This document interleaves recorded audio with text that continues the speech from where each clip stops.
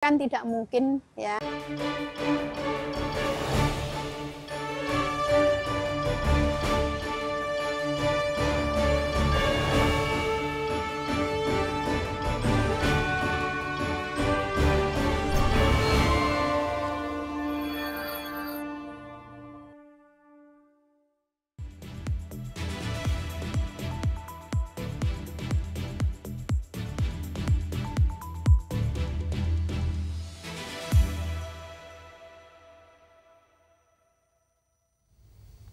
Selamat sore pemirsa, apa kabar Anda sore hari ini? Kita kembali berjumpa dalam program TVR 17 bersama saya Dadi Ramadan.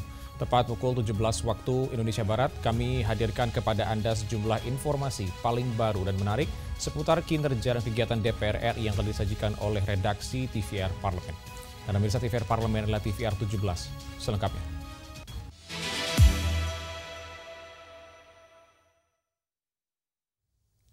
Pemirsa, Ketua Komisi 6 DPR RI Anggia Ermarini menjelaskan Romania memiliki keunggulan dalam produksi gandum sehingga kerjasama dengan Indonesia dapat saling menguntungkan terutama di sektor perdagangan, pertanian, dan investasi. Melalui pertemuan antara Parlemen Indonesia dengan Duta Besar Romania untuk Republik Indonesia dan Adrian Balanescu di gedung parlemen belum lama ini, mendorong kerjasama ekonomi kedua negara dapat diwujudkan dan saling menguntungkan, terutama di sektor perdagangan, pertanian, dan investasi. Ketua Komisi 6 DPR RI Anggia Ermarini menjelaskan, Romania memiliki keunggulan dalam produksi gandum, sementara konsumsi gandum di Indonesia terus meningkat. Sebaliknya, tren masyarakat Eropa yang mulai mengonsumsi nasi dapat menjadi peluang ekspor bagi Indonesia. Diharapkan nanti setelah pertemuan ini ada kerjasama yang lebih konkret dan lebih besar lagi. Mereka menawarkan bahwa seperti contohnya Indonesia kan semakin hari semakin banyak makan gandum. Nah, mereka punya produksi gandum banyak.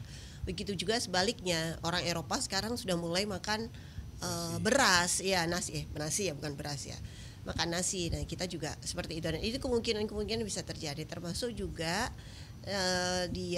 mereka sedang akan ada Expo Pertanian besar-besaran secara global dan mereka mengundang Indonesia, baik itu Kementerian Pertanian atau BUMN pangan terutama, lalu kemudian baik swasta juga diundang juga untuk bisa expose di sana begitu. Lalu beberapa hal lain.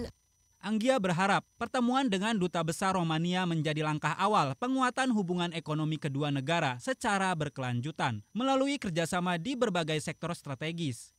Tegar Aziz, TVR Parlemen melaporkan. Ketua BKSAP DPR RI Mardani Alisera menyambut rencana pembukaan kantor perdagangan Arizona di Indonesia. Menurutnya, langkah ini akan memperkuat kerjasama ekonomi antara Indonesia dan Amerika Serikat. Ketua Badan Kerjasama Antar Parlemen DPR RI, Mardani Alisera, menyambut baik rencana pembukaan kantor perdagangan negara bagian Arizona Amerika Serikat di Indonesia. Sebelumnya, delegasi Parlemen Arizona Amerika Serikat melakukan kunjungan ke Bali, Batam, dan Jakarta untuk memperkuat hubungan perdagangan dengan Indonesia. Mardani menilai langkah ini merupakan bagian dari upaya memperluas kerjasama ekonomi antar negara bagian di Amerika Serikat dengan mitra strategis di kawasan Asia. Bahwa kantor dagang itu dapat segera berjalan di sini sehingga hubungan antara negara bagian Arizona dengan Indonesia khususnya dengan para provinsi-provinsi yang bisa tertarik dapat segera berjalan. Meningkatkan perdagangan kedua negara, win-win solution. Arizona punya capital yang sangat besar karena mereka daerah tambang.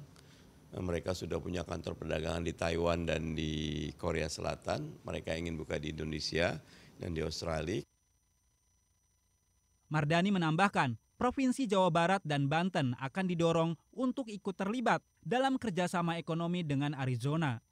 Mengingat potensi investasi dan perdagangan yang saling menguntungkan, delegasi Arizona menargetkan pembukaan kantor perdagangan di Indonesia dan Australia sebagai langkah memperkuat ekonomi global dan membuka peluang kerjasama baru antar negara. Handoko, TVR Parlemen melaporkan.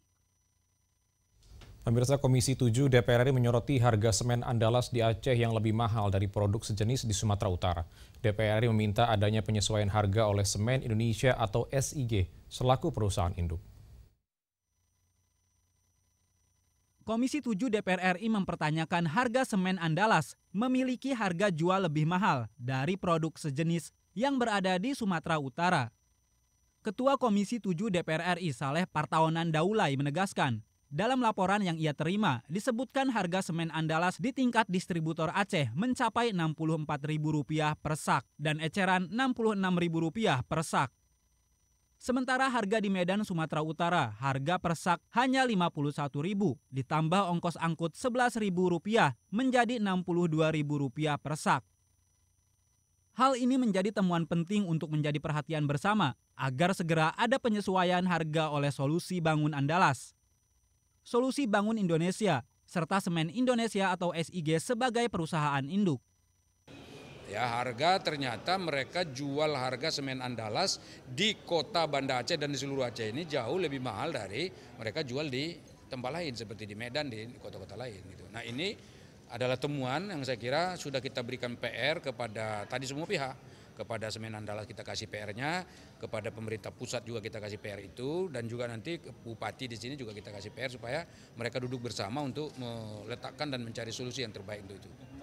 Nah, kita dengan tegas DPR meminta supaya produk dari perusahaan Semen Andalas ini menjual harga di bawah harga di luar kota Aceh, di luar Banda Aceh. Saleh menyayangkan pihak PT Solusi Bangun Andalas yang belum dapat memberikan penjelasan logis mengenai penyebab terjadinya perbedaan harga tersebut. Dari Aceh, Rifki Makdudi, TVR Parlemen melaporkan. Pemirsa, reformasi Polri bukan sekedar wacana, melainkan harapan besar bangsa untuk menghadirkan kembali wajah penegakan hukum yang berkeadilan. Informasi selengkapnya akan kami hadirkan sesaat lagi. Tetaplah bersama kami di TVR 17.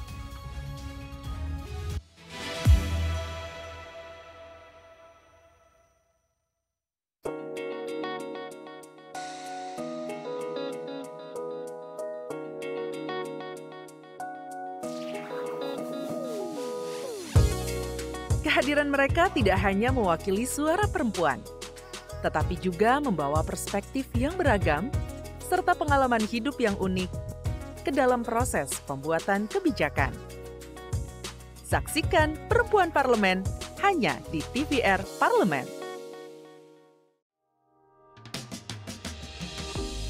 Saya lulusan Akabri tahun 88.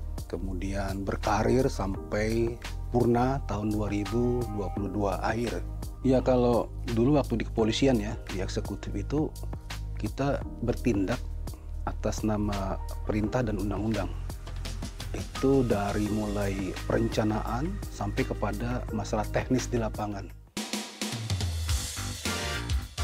Pilih dipanggil Pak Jenderal atau Pak Dewan? Pak Jenderal. Karena? Udah terjadi, sudah terbiasa karena mereka melihat saya udah latar belakang sudah jelas. Mungkin itu lebih akrab ya. Lebih pilih kumpul keluarga atau olahraga? Kumpul keluarga. Karena? Kumpul keluarga itu rencananya macam-macam. Ya, ada yang weekend, juga kadang-kadang trekking. Trekking kan olahraga juga. Bisa sama keluarga. Iya. Hanya di TVR Parlemen.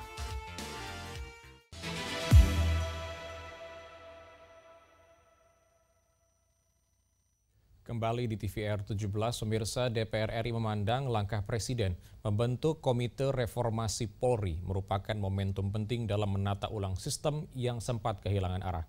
Agar kepolisian kembali pada jati dirinya sebagai pelindung dan pengayom rakyat, bukan alat kekuasaan.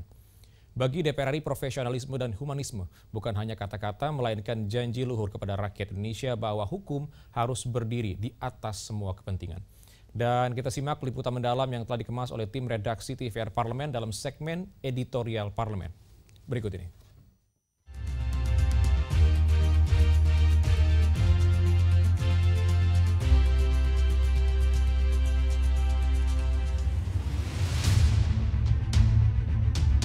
profesional dan humanis menjadi angan masyarakat Indonesia terhadap institusi kepolisian.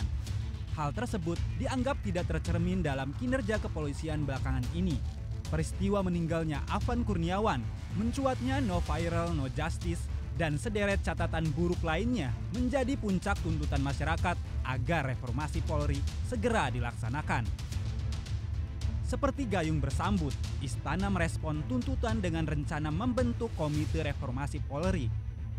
Presiden Prabowo Subianto menunjuk mantan Wakapolri Ahmad Doviri sebagai penasehat khusus Presiden bidang keamanan dan ketertiban masyarakat serta reformasi kepolisian pada 17 September lalu. Langkah ini dinilai penting untuk mengembalikan tujuan awal kepolisian sebagai pelayan masyarakat dan penegak hukum yang adil. Anggota Komisi 3 DPR RI, Bob Hasan menyebut, reformasi Polri tidak hanya cukup dengan merombak struktur dan personel. Reformasi Polri diharapkan dapat menyentuh akar sistem penegakan hukum, di mana prinsip equality before the law dan keadilan restoratif menjadi harapan masyarakat agar Polri benar-benar profesional dan humanis, bukan jadi alat kekuasaan. Sebagai anggota Komisi 3 menyambut reformasi Polri ini tentunya mengembalikan kepada makna atau definisi reformasi itu sendiri ya. Artinya apa yang menjadi tujuan, apa yang menjadi visi misi daripada Polri itu agar tercapai. Ke depan ini yang harus kita ambil langkahnya adalah prinsip-prinsip sistem ya, sistem penegakan hukumnya seperti apa, pelayanan terhadap masyarakatnya seperti apa, kan seperti itu kan. Jadi reformasi Polri itu kita berharap equality before the law ini coba dikedepankan sehingga contohnya ada perselisihan antara masyarakat dengan HGU, berarti ada pengusaha, ada masyarakat. Polri bukan langsung tiba-tiba melindungi investor atau investasi gitu loh. Tetapi coba terlebih dahulu equality before the law, ya artinya sama-sama haknya masyarakat apa tuntutannya, kemudian pengusaha apa juga tuntutannya, di situ ditengahi. Itulah sebenarnya yang menjadi inspirasi bagi keadilan restoratif. Itulah yang menjadi harapan bangsa dan itulah juga menjadi harapan masyarakat ya. Artinya masyarakat publik ingin Polri direformasi sehingga Polri dapat menegakkan hukum yang berkeadilan restoratif. Namun, sebelum Presiden membentuk tim dan Komite Reformasi Polri pada 17 September 2025, Kapolri lebih dulu membentuk tim internal yang dinamakan Tim Transformasi Reformasi Polri. Berisi 52 perwira, terdiri dari 47 perwira tinggi dan 5 perwira menengah. DPR RI menilai keberadaan tim reformasi internal yang dibentuk Polri sebagai respon positif terhadap tim reformasi yang dibentuk oleh Presiden Prabowo Subianto. Tim internal Polri akan membantu tim Komite Reformasi Polri untuk masuk dalam rangka menjalankan tugasnya. Wakil Ketua DPR RI Sufmi Dasko Ahmad mengatakan tim internal yang dibentuk oleh Polri tersebut dalam rangka membantu kinerja Komisi Reformasi Polri. Kan memang kita sudah cek dan sudah juga disampaikan ke media bahwa tim yang dibentuk oleh kepolisian itu dalam rangka menyambut komisi reformasi yang akan dibentuk oleh Presiden. Dan setahu saya hal tersebut sudah disampaikan kepada Presiden tentang maksud dan tujuannya. Demikian. Jadi untuk mempermudah komisi reformasi yang dibentuk Presiden ketika akan masuk ke kepolisian dalam rangka menjalankan tugasnya. Perjalanan panjang reformasi Polri adalah proses menemukan kembali wajah sejatinya, pelindung, pengayom, dan pelayan masyarakat. Setiap langkah kecil menuju perubahan perilaku akan membawa Polri lebih dekat pada keunggulan sejati. Keunggulan yang tidak diukur dari pangkat dan senjata, melainkan dari kepercayaan rakyat. Meski pertanyaan yang muncul kekinian ialah apa kabarnya reformasi Polri, Pak Presiden?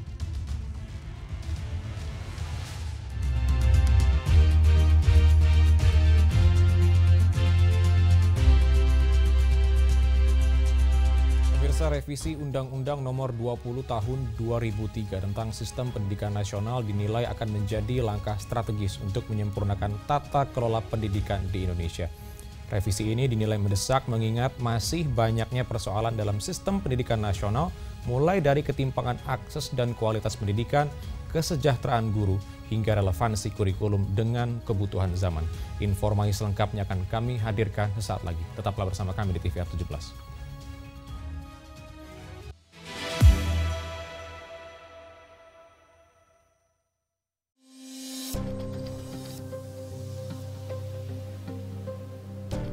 UMKM ini menyumbang sekitar 61% terhadap PDB nasional nih Pak. Ini cukup besar ya. Apakah angka ini memang jadi angka real yang memberikan dampak untuk perekonomian atau memang sebenarnya ini adalah bumerang yang menandakan bahwa ekonomi Indonesia ini masih terfokus kepada industri kecil bukan industri besar Pak? Terbukti pada saat krisis dunia terjadi, kita Indonesia kenapa bertahan? Justru karena 61% PDB-nya dari usaha mikro kecil dan menengah. Justru UMKM yang mampu bertahan. Iya, betul.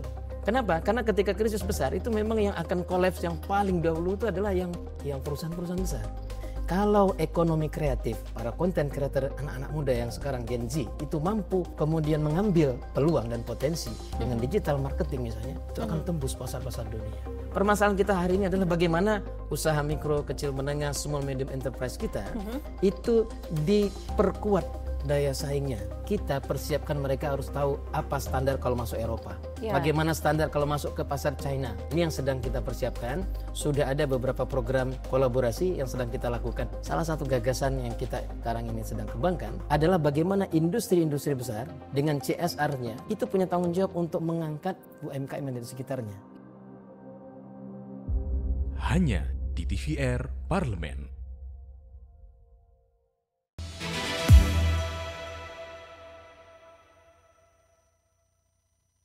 Masih bersama kami di TVR 17, pemirsa. Komisi 10 DPR RI memastikan sistem pendidikan nasional yang tertuang dalam Undang-Undang Sistem Pendidikan Nasional akan menciptakan pendidikan yang lebih inklusif, adaptif, dan berkeadilan agar mampu mencetak generasi unggul di era global. Untuk selengkapnya berikut laporan rekan kami Hendra Sunandar dari Gedung DPR RI Senayan, Jakarta. Ya, baik pemirsa TVR Parlemen, seperti diketahui bahwa saat ini Undang-Undang Sisdiknas sudah berlaku hingga 23 tahun. Nah, saat ini Komisi 10 sedang berencana untuk melakukan revisi atas aturan tersebut dan diharapkan nanti akan menjadi satu formula baru dalam konteks sistem pendidikan nasional kita. Nah pemirsa, seperti apa kiranya poin dari revisi tersebut? Saat ini kami sudah bersama dengan anggota Komisi 10 DPR, Ibu Ledia Hanifah dari fraksi Partai Keadilan Sejahtera, Ibu ya. Bu, terkait dengan revisi Undang-Undang Nomor 20 Tahun 2003, Bu, apa yang kemudian menjadi stressing yang diperkuat dalam RUU baru ini nanti? Ya, pertama kan kita akan melihat bahwa ada beberapa hal yang sudah berkembang terkait dengan kebutuhan pekerjaan, kemudian proses pembelajaran, kurikulum, itu semua hal yang harus kita perbaharui. Maka kemudian, dan undang-undang ini sudah 23 tahun, maka kita kemudian menyepakati untuk membuat revisi. Tapi revisi ini tentu memerlukan kehati-hatian, artinya kita nggak bisa kemudian pengen cepat selesai tapi kemudian tidak memperhatikannya dengan lebih detail. Nah, yang kita perhatikan dengan lebih detail itu adalah berkaitan tadi dengan apa sih sebenarnya kurikulum dasar, targetnya, tujuannya ini apa gitu, tujuannya dari sistem pendidikan nasional ini apa. Kemudian tujuan pendidikan nasionalnya seperti apa. Kita juga perlu membincang tentang pembiayaan pendidikan seperti apa. Apalagi ada perkembangan-perkembangan terkait dengan keputusan Mahkamah Konstitusi. Terus kemudian bagaimana ketersambungan antara pendidikan dasar, pendidikan menengah, dan kemudian pendidikan tinggi. Bagaimana kita bisa memastikan kesejahteraan guru sebagai pendidik dan tenaga kependidikan, bagaimana standar dan seterusnya. Jadi banyak hal yang memang harus kita perbaiki keseluruhannya gitu. Bu, ini kan kalau kita bicara pendidikan kan juga ada sektor pendidikan di bidang keagamaan, Bu. Apakah nanti hal itu akan tertuang dalam Undang-Undang Sisdiknas yang baru ini, Bu?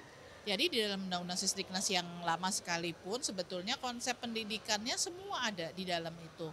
Jadi baik dia yang formal maupun non formal, pendidikan di keagamaan maupun yang umum itu semua sudah diatur di dalamnya. Nah, yang perlu kita lakukan adalah bagaimana kita bisa memastikan agar nanti perjalanan ke depannya itu menjadi bagian yang lebih komprehensif, dan ketika kita bicara ini sebagai sebuah kesatuan yang komprehensif, maka langkah-langkahnya yang harus disiapkan adalah keseluruhannya harus diperhatikan. Nah, yang masih sekarang jadi problem adalah ketika kemudian secara teknisnya pengelolaannya beda kementerian. Nah, itu yang seringkali kemudian banyak persoalan-persoalan karena masing-masing beda kementerian itu punya standar yang beda-beda gitu. Terus Bu, pembahasannya sekarang sampai mana Bu tahapan itu? Hari ini sampai kemarin kita sudah menyelesaikan, bukan menyelesaikan sih sebenarnya, mendengarkan masukan draft keseluruhan naskah akademik dan rancangan undang-undang dari Badan Keahlian Dewan yang nanti kemudian akan dibahas secara lebih detail oleh anggota Komisi 10. Mudah-mudahan tahun ini kita bisa menyelesaikan draftnya sehingga tahun depan bisa dibahas bersama dengan pemerintah. Bu Ledia, terima kasih Bu waktunya. Selamat bertugas kembali Bu ya.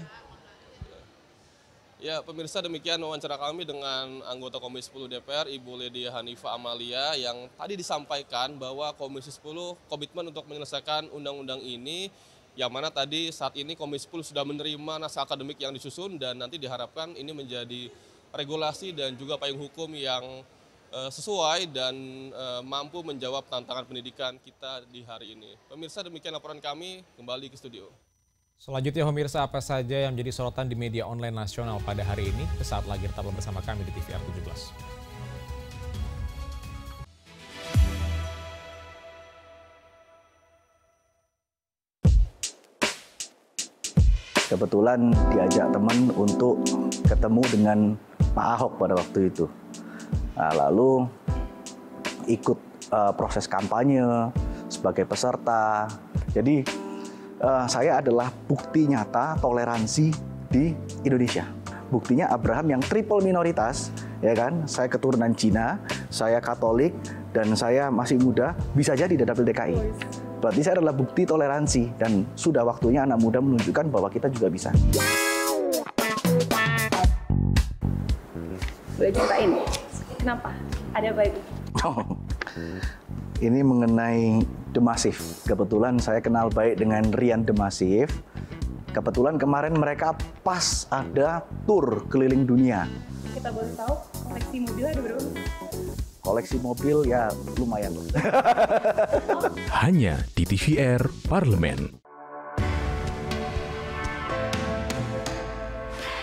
Dari ruang sidang Senayan, Jakarta, menyajikan liputan langsung kinerja DPR RI.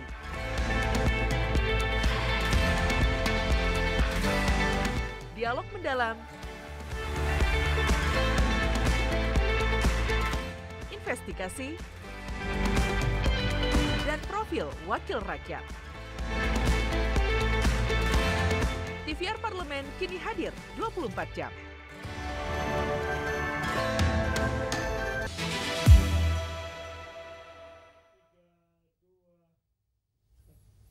Terima kasih Anda masih bersama kami di TVR 17. Pemirsa, kali ini kita masuk ke segmen media online nasional dan mari kita simak isu apa saja yang menjadi sorotan media serta tanggapan dari sejumlah anggota Dewan bersama rekan kami, Alfat Rizky.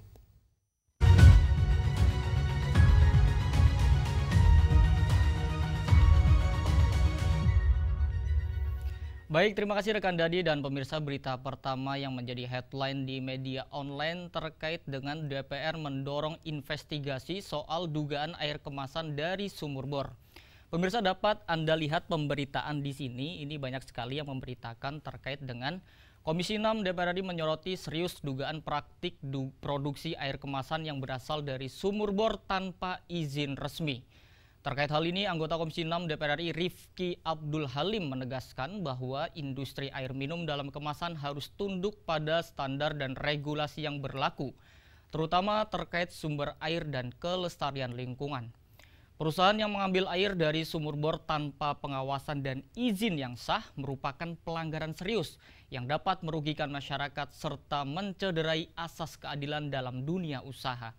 Di sini DPR RI melalui Komisi 6 DPR RI akan mendorong investigasi menyeluruh terhadap kasus ini dengan melibatkan Kementerian Perindustrian, Kementerian Perdagangan, serta Badan Pengawas Obat dan Makanan. DPR tidak akan tinggal diam terhadap praktik industri yang tidak bertanggung jawab dan berpotensi merugikan publik. Pengawasan ketat perlu diterapkan agar perusahaan tidak hanya mengejar keuntungan semata, tetapi juga menjaga keberlanjutan sumber daya alam serta melindungi hak konsumen atas produk yang layak dan aman. Pemirsa, mari kita beralih ke berita selanjutnya yang menjadi headline di media online terkait dengan bentuk Ditjen Pesantren jadi kado HSN. Puan sebut santri jembatan nilai dan kemajuan. Anda dapat kembali menyaksikan di sini di layar kaca Anda ada sejumlah pemberitaan terkait dengan DPR RI menyambut positif pembentukan Direktorat Jenderal Pesantren oleh Kementerian Agama yang bertepatan dengan peringatan Hari Santri Nasional 2025. Ketua DPR RI Dr. Honoris Causa Puan Maharani menilai langkah ini sebagai kado istimewa bagi dunia pesantren dan para santri di seluruh Indonesia. Kehadiran Ditjen Pesantren merupakan bentuk pengakuan negara terhadap peran besar pesantren dalam membentuk karakter bangsa, memperkuat nilai-nilai keislaman, serta mencetak generasi muda yang berakhlak dan berdaya saing.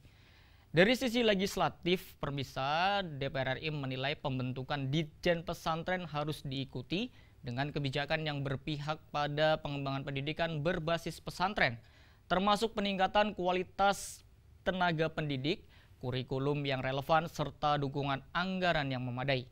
Santri bukan hanya penjaga moral dan nilai-nilai keagamaan, tetapi juga jembatan antara tradisi dan kemajuan.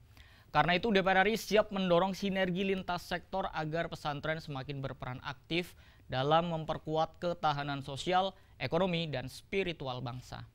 Pemirsa, itu tadi headline di media online terkait dengan kinerja DPR RI yang membahas terkait dengan dorongan dari DPR menginvestigasi soal dugaan air kemasan dari sumur bor dan juga bentuk Ditjen Pesantren jadi kado HSN. Puan sebut santri jembatan nilai dan kemajuan. Terima kasih, kembali ke rekan Dadi.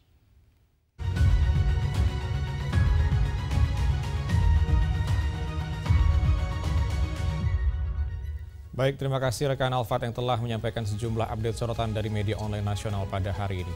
Dan tentunya segmen media online tadi sekaligus menutup program TVR 17 edisi sore hari ini. Saya Dadi Ramadan beserta seluruh kru TVR Parlemen yang bertugas mengucapkan terima kasih dan pamit undur diri dari hadapan Anda. TVR Parlemen, referensi Indonesia.